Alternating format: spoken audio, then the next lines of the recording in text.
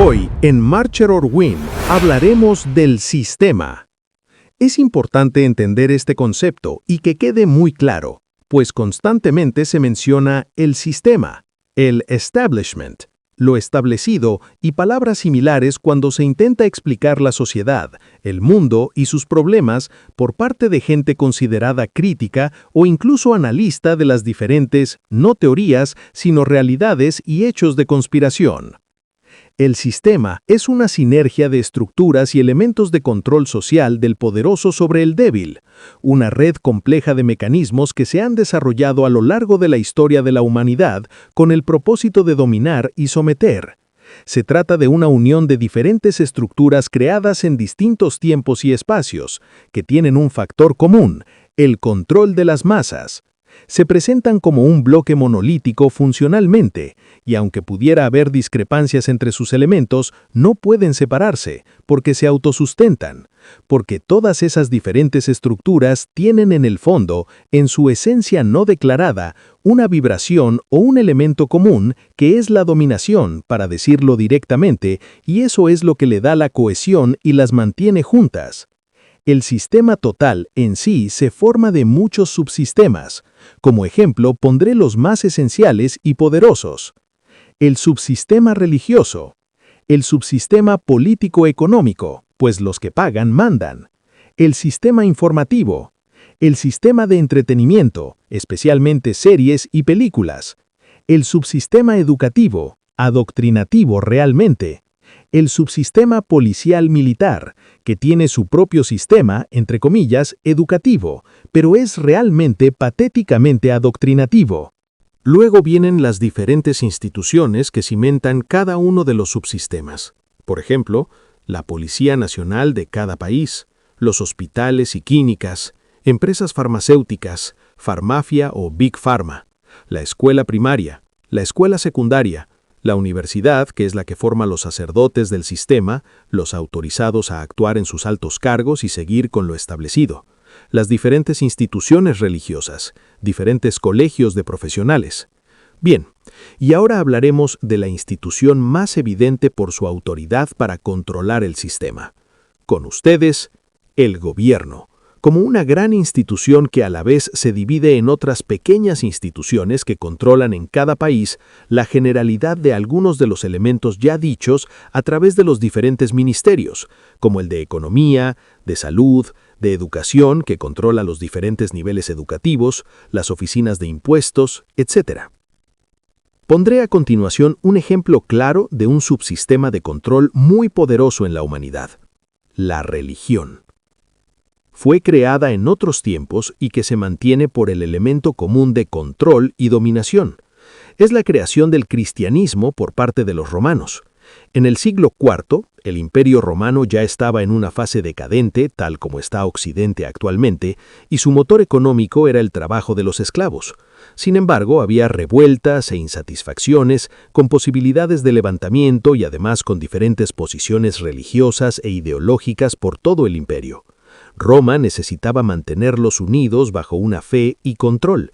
Entonces, para mantener a esta masa de esclavos sumisos y controlados, los romanos crearon, tras el Concilio Final de Nicea en el año 325, una religión que les prometía a su masa de esclavos y también al pueblo un premio en el más allá, a cambio de su obediencia y sumisión en la tierra. Y ¡pum! Lotería. Esto actuó como lubricante en los engranajes de funcionamiento económico, político y social de Roma. La religión cristiana, con su mensaje de amor, perdón, sumisión y resignación, fue el instrumento perfecto para mantener a los esclavos y a los pobres en su lugar. La idea de que los ricos y poderosos serían castigados en el infierno, mientras que los pobres y humildes serían recompensados en el cielo, era un mensaje que convenía a los intereses de la élite romana, de los parásitos de Roma. De esta manera, la religión se convirtió en un instrumento de control social que mantenía a la población en un estado de sumisión y resignación. Un subsistema útil, por lo cual hasta ahora subsiste dentro del gran sistema que controla la humanidad.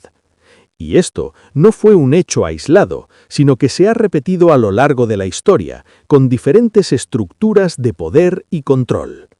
Veamos cómo aplicaron los colonos europeos este sistema de control religioso, al venir a las nuevas tierras, para ellos, que llamaron América. Los españoles, con el estandarte de la religión católica, no el soldado de a pie, producto de la masa, la chusma, que siempre es una tonta útil, sino del poderoso que usa la masa y su ignorancia, promovida y naturalmente inercial, para sus objetivos.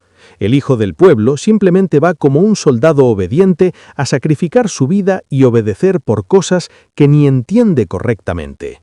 Los españoles lo usaron. 1.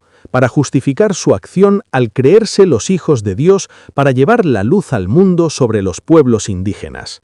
Y 2. Para colonizar a los pueblos indígenas, colocándoles sumisión, perdón y aceptación. No por nada, el Dios del cristianismo es un hombre perdido y crucificado, el símbolo máximo perfecto para las masas, una imagen a seguir, un ser que sufre y muere. Por eso decía Nietzsche, Dios ha muerto. Pues en vez de poner en un Dios gloria, honor, fuerza y dignidad, un ejemplo de brillo y talante para un pueblo, se le puso a cambio la imagen de un hombre crucificado, doliente y agonizante. La dignidad y magnificencia de Dios murió tras la inoculación del cristianismo en el mundo. Los WASP blancos anglosajones protestantes, con el estandarte de la protesta religiosa, estos fueron aún más crueles. Usaron a la religión como justificación y con autorización divina, y con derecho para ocupar los territorios que, según ellos, les correspondía. Y lo hacían a la manera de los judíos del Antiguo Testamento que llegaron a territorios ocupados, y mataban y cercenaban a todo el mundo con la bendición de su Dios Jehová. Irónicamente, en uno de sus mandamientos dice, no matarás. Claro, es una ley para que se cumpla entre ellos.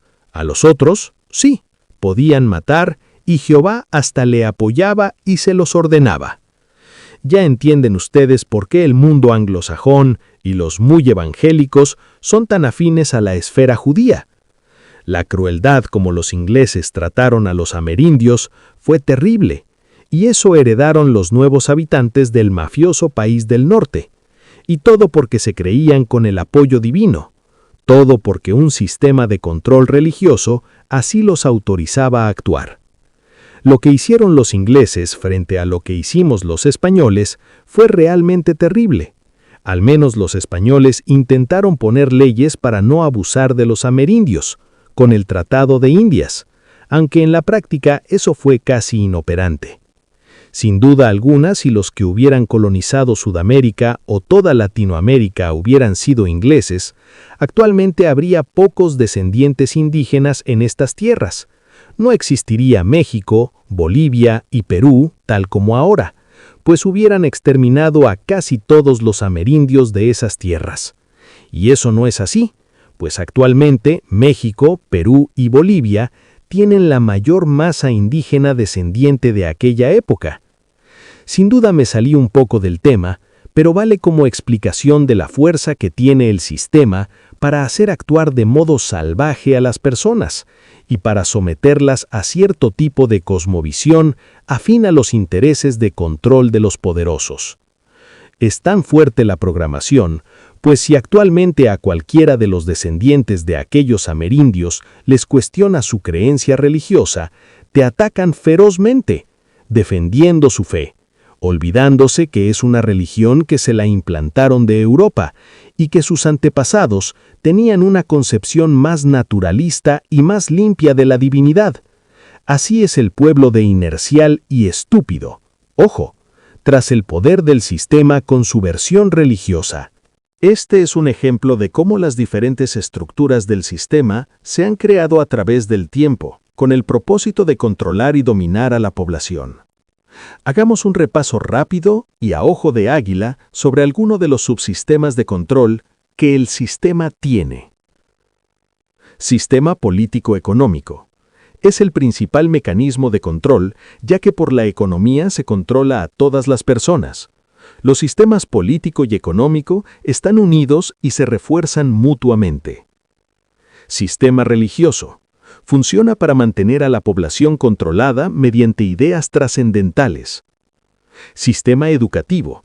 En todas sus facetas, desde primaria hasta la universidad, se encarga de moldear a los individuos y crear sacerdotes del sistema. Sistema político, policial, militar. Se encarga de mantener el orden y la disciplina, y de reprimir cualquier disidencia. El sistema se sostiene a través de una combinación de factores, incluyendo lavado de cerebro. El individuo es sometido a un proceso de adoctrinamiento desde el nacimiento, que se ejerce a través del entorno familiar y social, el sistema educativo, los medios de comunicación y el entretenimiento. Inercia y costumbre. La inercia y la costumbre son elementos primordiales en la actitud humana, ya que las personas tienden a seguir patrones de comportamiento establecidos y a resistirse al cambio. Instituciones. Las instituciones, como la policía, el ejército y los gobiernos, son pilares del sistema y se encargan de mantener el orden y la disciplina. Estas instituciones se sostienen porque brindan a los individuos que entran en ellas sustento económico, mejora económica y posición social. Los individuos se sirven de estas instituciones y, a su vez, las instituciones se sirven de los individuos para cumplir su misión. Grupos de poder. Los grupos de poder controlan todo el sistema y alimentan el lavado de cerebro de la masa. Aceptación de la masa. La masa tiene que creer en el sistema para que funcione. Si no lo creyera, el sistema se derrumbaría. Las instituciones actúan como entidades autónomas. Se asemejan a lo que en el mundo místico se conoce como tulpas o egregors, o como el golem de los judíos. Entidades que, una vez creadas, funcionan y se perpetúan a sí mismas. En las instituciones entran y salen individuos, pero la institución sigue adelante, cumpliendo su misión, aunque ésta vaya en contra de los intereses de la sociedad o del individuo que se sirve de ella. Pero, ¿qué puede saber un hijo del pueblo sobre estas cosas con el lavado de cerebro que el sistema educativo les hace? Es totalmente estúpido sobre estas cosas. Simplemente va, ejerce, gana su dinero y lo demás no le importa. La institución se sostiene porque los individuos que la integran se benefician de ella, ya sea económica o socialmente. El ejemplo más patético y que se ve día a día es el ejemplo policial. Los que golpean al pueblo en una manifestación son los mismos hijos del pueblo. Observen ustedes y deténganse en un reclamo social en cualquier lugar del mundo. Ustedes verán que los que están lanzando gases, disparando y hasta matando al pueblo que reclama, son policías hijos del pueblo. Son policías hijos del pueblo. Patético. ¿Y por qué sucede esto?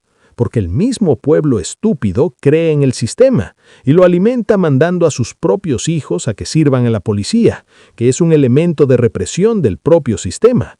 Si la gente no creyera en el sistema y estos no mandarían a sus hijos a las fuerzas policiales o armadas, el sistema no existiría y nadie los reprimiría. Pero es así. El mismo pueblo se reprime porque el mismo pueblo estúpido presta a sus hijos a las fuerzas policiales armadas para que más tarde esos mismos hijos del pueblo, al ser policías, golpeen al propio pueblo. Como siempre, el sistema y sus elementos se justifican diciendo que es por el bien de las personas. En este mundo, los elementos de maldad y los elementos de control especialmente siempre se justifican diciendo que es por el bien de las personas. Dicen que es un sistema democrático ideal para gobernar el país, por el bien de las personas. Dicen que es un sistema de salud, por el bien de las personas. Dicen que es un sistema de orden y control social llamado policía, por el bien de las personas. Pero al final, y en la práctica, no es por el bien de las personas, es por el bien de los que tienen el control y poder económico en el mundo. Veamos qué pasa cuando te das cuenta de todas las mentiras y quieres reaccionar. Cuestionar el sistema y actuar crítica e independientemente suele generar en el individuo situaciones no cómodas, como ataques, burlas, ostracismo y apartamiento, hasta posibles pérdidas económicas y sociales por ser elementos disonantes y muchas veces chocar con el sustento económico, social y de estatus de otros individuos que viven y se sirven del sistema sin importarse de si es bueno o malo. El ataque al individuo crítico y pensante es un elemento directo o indirecto que también mantiene el sistema. Es importante destacar que el sistema no es un ente monolítico tal cual, aunque así lo parezca, sino que es un conjunto de estructuras y mecanismos que se refuerzan mutuamente. Además, es probable que en un principio algunos de estos sistemas hayan sido creados con nobles intenciones, pero se fueron corrompiendo con el tiempo. En resumen, el sistema es una red compleja de control y dominación que se sostiene a través de la manipulación y el adoctrinamiento de la masa, y se refuerza a través de la inercia y la costumbre. Y lo digo directamente ya, en este sistema, tal cual como está, especialmente en Occidente, hay un grupo humano el cual desprecia a los que no son de ellos, a el resto de la humanidad, y se creen los elegidos, que directamente, y lo señalo puntualmente, directamente controlan el sistema, especialmente en el mundo occidental. En su momento, en este canal, se hablará de ello.